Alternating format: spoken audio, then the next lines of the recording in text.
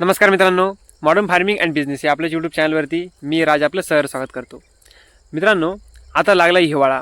थंडी चांगल्या प्रमाणामध्ये सुटलेली आहे आणि या हिवाळ्यामध्ये थंडीमध्ये शेळ्यांमध्ये काही प्रॉब्लेम्स येतात. शेळी पालनामध्ये प्रॉब्लेम येतात. शेळ्या बिमार पडतात. तर त्या कशाप्रकारे बिमार पडतात, कोणकोणते आजार त्यांच्यावरती येतात आणि त्याच्यावरती इलाज कशाप्रकारे करायचा आहे थोडक्यात माहिती सांगणार आहे. तुम्ही हा व्हिडिओ शेवटपर्यंत पहा, जेणेकरून चांगली माहिती तुम्हाला किंवा पूर्ण माहिती तुम्हाला प्राप्त होईल, जेणेकरून तुम्हाला तुमच्या शेळीपालनामध्ये चांगली मदत होईल, खास करून या हिवाळ्यामध्ये. मित्रांनो, हिवाळ्यामध्ये खास करून आपल्याला शेळ्यांमध्ये ताप, सर्दी, खोकला अशा प्रकारे समस्या जाणवतात. मित्रांनो, ताप येणं हे हिवाळ्यामध्ये कॉमन असतं. कारण मित्रांनो, हिवाळ्यामध्ये थंडीमुळे काय होतं की अचानक तापमान जे आहे शरीराचं आणि बाहेरील तापमान ते चेंज होतं आणि बाहेरील तापमान चेंज झाल्यामुळे शरीरावर त्याचा डायरेक्ट इफेक्ट दिसून येतो. मित्रांनो, आता आपण जर बघितलं तर हिवाळा जो आहे तो असा व्यवस्थित नाही आहे. म्हणजे 2 दिवस गरमेल किंवा 2 दिवस थंडी राहणार नाही आणि अचानक रात्रीतून थंडी पडेल, खूप थंडी पडेल, दुसऱ्या दिवशी थंडी ती गायब होऊन जाईल. या वातावरणामुळे मित्रांनो काय होतं की शेळ्या ज्या आहेत त्या बिमार पडतात. सगळ्यात महत्त्वाची बिमारी त्यांच्यामध्ये कोण दिसून येते तर ताप येणे, ही समस्या त्यांच्यामध्ये दिसून येते.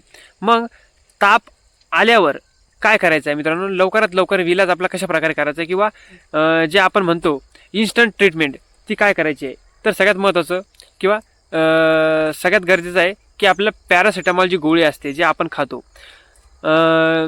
ती गोळी आपल्याला एका मोठ्या शेळीला एक गोळी, लहान शेळी असेल किंवा लहान करडू असेल 5-6 महिन्याचं तर त्याला आपण अर्धी गोळी देऊ शकतो. पॅरासिटामॉल गोळीने खूप लवकरात लवकर ताप बरी व्हायला मदत होते. जर ताप ही बरी होत नसेल तर इंट्रोटास BH नावाचं औषध आहे मित्रांनो, ते देखील तुम्ही देऊ शकता किंवा सिनारेस्ट आहे ते देखील तुम्ही देऊ शकता. मित्रांनो, सर्दीचं प्रमाण देखील या थंडीमुळे चांगल्या प्रकारे वाढतं. खास करून करडांमध्ये शेळ्यांमध्ये सर्दी वाढते. सर्दीमुळे ताप येतो, छातीत कफ होतो, निमोनिया होतो, श्वास घ्यायला तकलीफ होते आणि त्याने इन्फेक्शन होऊन कधीकधी शेळ्या, आपले जे करडं आहे ते मरण पावतात. मग मित्रांनो, यासाठी काय करायचं आहे तर सर्दीवर सगळ्यात महत्त्वाचं आणि सगळ्यात कारगर औषध जे असेल तर इंट्रोटास BH नावाचं औषध आहे. मित्रांनो, कोणत्याही व्हेटरनरी मेडिकलमध्ये किंवा जनरल मेडिकलमध्ये तुम्हाला हे औषध मिळून जाईल. ते तुम्ही त्या शेळीच्या त्या करडाच्या वजनानुसार द्यायचं आहे. तर अशा प्रकारे सर्दी, ताप आणि खोकला जर होत असेल मित्रांनो, शेळी असं ढासत असेल किंवा खासत असेल तर तिला ऑलकप नावाचं औषध देखील तुम्ही देऊ शकता. सर्दी झाली तर इंट्रोटास BH हे तापीवर सुद्धा काम करतं. सर्दी, ताप. त्यानंतर मित्रांनो, आपली शेळी खोकत असेल, ते कफ झालेला असेल, घर तिच्या नरड्यातून किंवा छातीतून आवाज येत असेल तर अल्कफ ही औषध तुम्ही देऊ शकता. आणखी मित्रांनो, काळज्या कोणत्या घ्यायच्या आहे तर अचानक थंडी वाढते कमी होते, वाढते कमी होते. मित्रांनो, यामुळे काय होतं त्यांच्या शरीरावरती डायरेक्ट परिणाम होतो. म्हणून तुम्ही काय करायचं आहे की आपल्या शेडमध्ये जे मोठे फोकस असतात, हॅलोजन फोकस मित्रांनो, ते पिवळ्या कलरचे फोकस किंवा पिवळ्या कलरचे 200 वॅटचे लाईट, ते 2-3 लाईट आपल्या शेडमध्ये लावून ठेवा. जेणेकरून काय होईल की शेडमध्ये ऊब जी आहे ती बनून राहील. खास करून करडं जिथं कोणतोय आपण तिथे, कारण करडं जे नवजात करडं आहे, छोटे छोटे करडं आहे, त्यांच्यावरती खूप लवकरात लवकर या वातावरणाचा प्रभाव जो आहे तो होत असतो आणि ते लवकर बिमार पडतात. म्हणून शेळ्यामध्ये, करडामध्ये ते बल्ब जे आहे ते आपल्याला लावून ठेवायचे.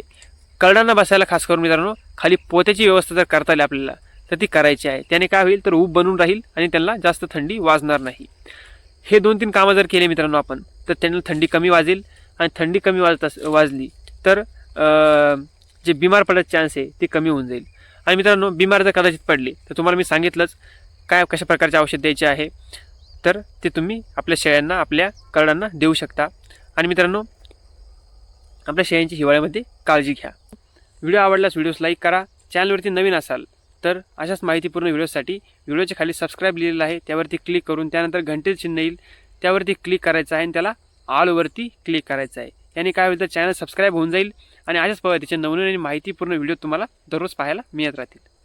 धन्यवाद.